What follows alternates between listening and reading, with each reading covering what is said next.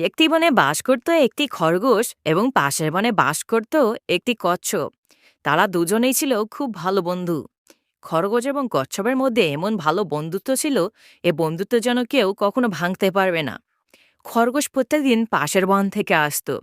তারা দুজনেই প্রত্যেকদিন বসে গল্প করত, আড্ডা দিত। এটাই ছিল তাদের প্রধান কাজ। তারা দুজনেই ছিল খুব ভালো বন্ধু।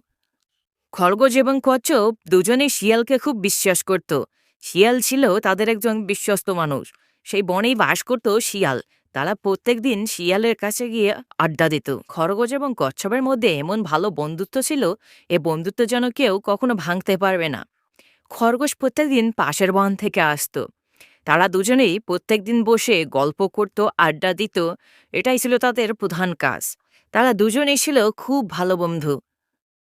কচ্ছপ এবং খরগোশ শিয়ালকে বিশ্বাস করে তাদের মনের কথাগুলো সব বলে ফেলতো। কিন্তু শিয়াল ছিল খুব একজন বিশ্বাসঘাতক বেঈমান। সে তলে তলে তাদের মনের কথা এবং তাদের দুর্বলতাকে শুনে নিত। এবং এদিকে শিয়ালের খুব ভালো বন্ধু ছিল বনের সবচেয়ে ভয়ঙ্কর প্রাণী বাঘ।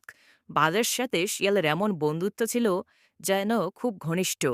সেই বন্ধুত্বের টানে শিয়াল বিশ্বাসঘাতকতা করে খরগোশ এবং কচ্ছপের মনের কথাগুলো জেনে নিত এবং তাদের দুর্বলতাকে নিয়ে সে খেলা করত।